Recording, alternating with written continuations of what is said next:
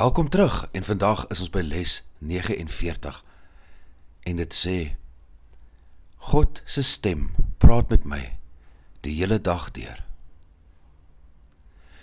Dit is heeltemal moontlik om die hele dag deur na God se stem te luister, sonder om jou gewone bedrywighede op enigerlei wyse te onderbreek. Die deel van jou geestesdenke waarin die waarheid woon, is in voortdurende kommunikasie met God, of jy hiervan bewus is of nie. Die ander gedeelte van jou geestesdenke is die een wat in die wêreld funksioneer en die wêreld se wette gehoorsaam.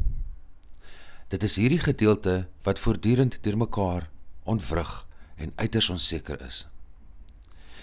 Die deel wat na die stem namens God luister is kalm, altyd rustig en heeltemal seker. Dit is in werklikheid die enigste deel wat daar is.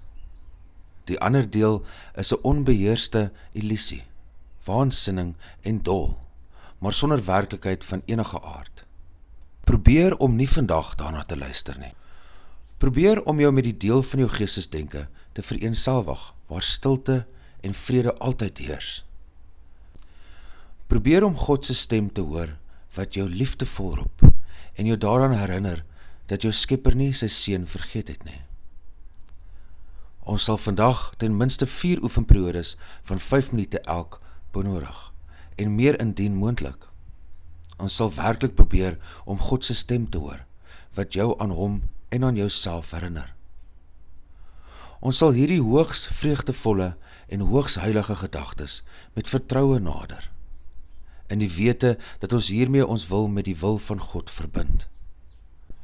Hy wil hê dat jy sy stem hoor. Hy het dit vir jou gegee om gehoor te word. Luister in diepte stilte. Wees heeltemal stil en open jou geestesdenke.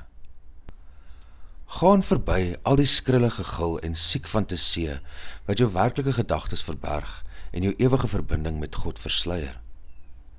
Sink diep in die vrede in wat verby die waansinning, rumoerige gedagtes, taferele en geluide van hierdie kranksinnige wêreld wag. Jy woon nie hier nie. Ons probeer jou werklike tuiste te bereik. Ons probeer die plek bereik waar jy waarlik welkom is. Ons probeer God bereik. Moenie vergeet om vandag se idee dikwels te herhaal nie. Doen dit met oop oë waar nodig, maar met toe oë waar moontlik. En maak seker om rustig te sit en die idee vir vandag te herhaal, wanneer jy ook al kan, deur jou oë vir die wêreld te sluit, en te weet dat jy God se stem uitnooi om met jou te praat. Les 49 verduidelik op 'n baie duidelike wyse dat ons geestesdenke verdeel is, dat dit 2 aspekte het. Die een aspek is die stem van God, stil, kalm, onaantastbaar, abstrakt, nie gebonde aan woorde of beelde nie. Die ander deel is dit wat ons breedweg die ego kan noem, heeltemal gefokus op die liggaam se storie, sy avonture en mislukkings, in 'n wêreld wat oënskynlik baie werklik, baie belangrik en hoogs betekenisvol lyk.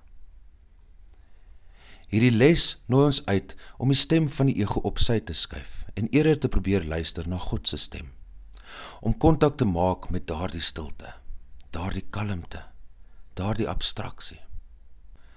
Dit is aanvanklik moeilik om te doen en dit kan lank moeilik bly, maar daar is maniere waarop ons selfs net 'n bietjie kan oopmaak, net 'n klein blik kan kry van daardie ervaring. Een manier is om te begin verstaan dat sekere begrippe, byvoorbeeld liefde, selfs ook abstraksies is. Ons het nie liefde uitgedink nie. Dit bestaan nie net in ons brein nie. Nie net as 'n idee wat ons vir onsself gemaak het, toe ons 4 of 5 was nie. Liefde is wyer as dit. Dit is kollektiewer as dit. Tog het ons 'n baie persoonlike ervaring daarvan. Die iemand wat vir jou tee of koffie maak, die iemand wat verwag om later van jou te hoor, die gesprek oor wie vanaand kook en wie nie. Op daardie manier beleef ons liefde in die liggaam, en die ego is baie bewus daarvan, betrokke daarin, en werk dit deur op sy eie manier. Maar op dieselfde tyd is daar 'n hoër vlak, 'n hoër abstraksie van liefde, Waar is dit? Hoe bestaan dit in jou geestesdenke? Hoe maak jy kontak daarmee? Waar kom dit vandaan? Wie het dit daar geplaas? Sulke vrae kan vir ons geleenthede word om in te sien wat die kursus bedoel wanneer dit oor mind praat. En veral, ons kan begin opmerk hoe liefde deur ons vloei, in ons gebeur, en effekte in die wêreld nalat, wat ons duidelik weet. Dit kon nie net uit onsself kom nie.